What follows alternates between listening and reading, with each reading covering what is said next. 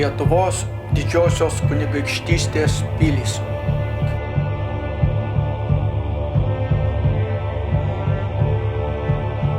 Helme. Gyvenvietė pirmą kartą paminėta Henriko Livonijos kronikoje 1210 metais, o Helmės parapija pirmą kartą paminėta 329 metais per lietuvių žygius. Livonijos ordino pilis tikriausiai buvo pastatyta pirmoje 14 amžiaus pusėje ir turbūt ant ankstesnio piliakalnio. Manoma, kad ši vieta ant stataus kalno senovės Estijoje buvo naudojama kaip senovės genties Sakalių tvirtovė. 501 per Helmo mūšį Livonijos armija pralaimėjo rusams, vadovaujams kunigaikščio Danilo Petrikėjevo pravardė Ščenė.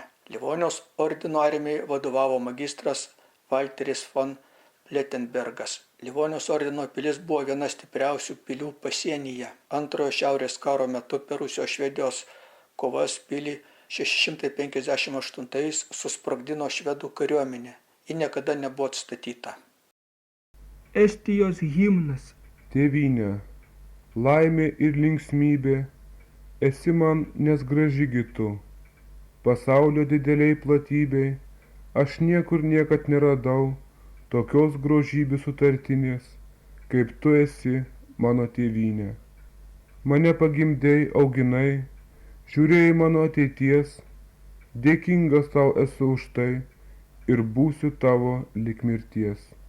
Man tu mieliausioji esi, tėvynė manoji brangi. Tave te Dievas vis atlydi, tėvynė mano tu brangiausia.